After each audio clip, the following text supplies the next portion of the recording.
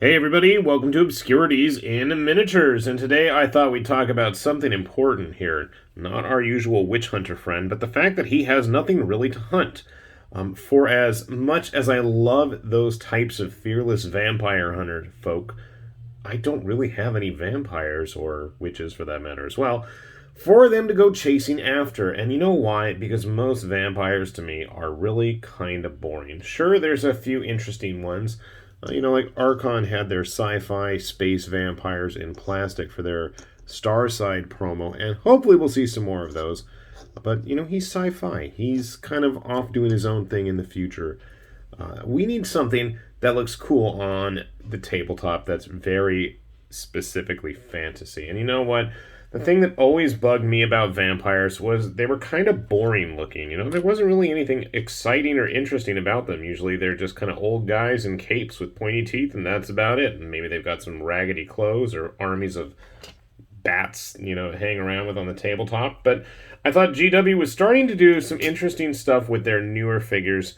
And of course, they're impossible to find. But then I saw something that caught my eyes, which was way more up my alley. Now, I've always been a fan of big, feral-looking werewolves. But Legends of Signum went and did me one better and turned all their big, feral-looking werewolves into vampires. Perfect! A match made in heaven. So I went ahead and started printing some of them up, and we'll start off with one of the little smaller ones. This is Jorvon, the Death Wind. Hello, Jorvon. So he had a funky blade made out of what seems to be somebody's spine, and yes, he is quite feral looking for a vampire, which I find far more enjoyable. I dig the more bestial style. If I could just get his face in focus there. He is not being very cooperative, and it looks like I've got a bit of a support that I didn't clean out of his mouth. For shame.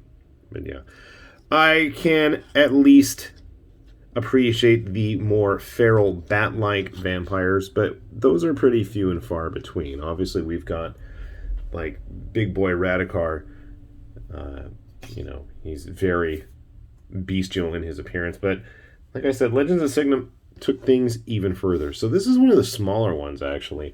Why don't we show off one of the larger ones, like Wetvor the Bloodthirsty. I did not make these names, so Wetvor is more what I'm talking about here. So he's huge. He's got a big wingspan. He's obviously very feral and Wolfen-like. Got a very interesting looking snout to him. And no, I didn't have any misprints there. A little bit emaciated compared to some of the other wolves that Legends of Signum has put out both in STL and resin cast models. You can see there is a nice increase in the size of the model.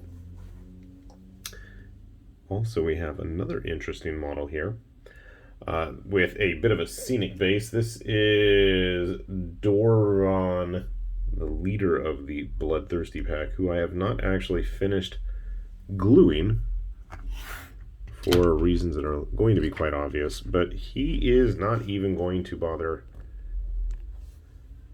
sitting on the base. Now I've got him attached to a 50mm one, but you can see here he seems a little bit smaller than Wetvor, but he's also got the vertical going there. Fun, interesting pose. I guess hypothetically, if you just wanted to have a cool looking werewolf posing on the debris of a graveyard, you absolutely could do that. The wings are separate pieces. I haven't glued them on. What am I talking about? So you could obviously want to straighten that sword out again. I don't know what happened there, but you could totally just have him even clip off the hand if you just wanted to have a cool werewolf posing on a piece of scenery. It is totally doable. And I have a hard time figuring out how it goes on this base. Okay, that looks right. We'll set him over there. But to me, the big crowning highlight of the bestial vampires that Signum has been putting out is their big bloodthirsty print Garagal. I've shown him off in a couple of videos so far, but he is an absolutely massive beastie.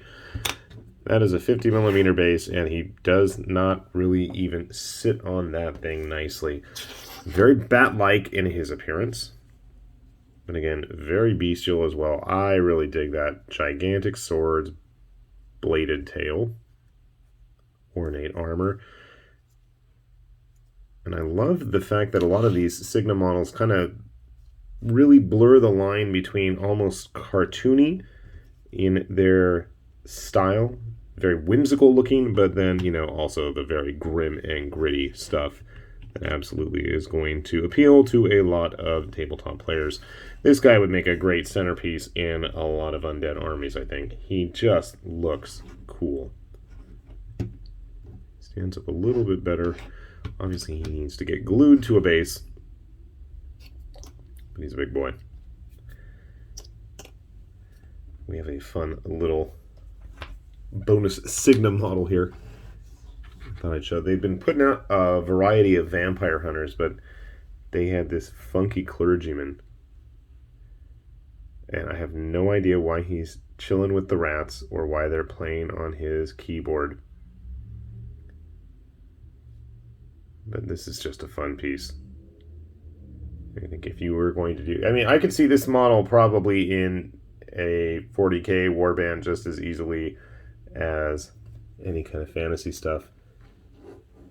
Very ecclesiarchical. Is that a word? I think it is. Scale's a little bit larger than the typical GW model, but obviously, you know, if you want to have a guy like this in the retinue of a Inquisitor or something, I totally can get that. Or just with a Witch Hunter warband as he's cheering on the Warriors of Sigmar here. That could work too.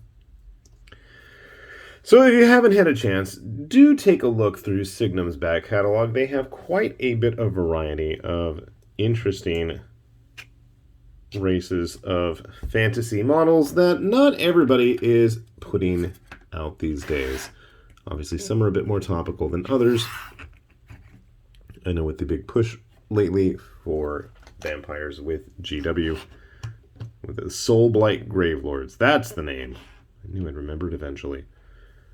If you're curious, these Wolfen models, like I said, since all of their wings are separate bits, if you wanted to just patch them in, grabbing a Wrath of Kings model, you know, size-wise, I think they work out pretty well. Something to keep in mind if you want to bolster your forces in that regard, or if you just want to have flying werewolves, because who doesn't want to have those, right?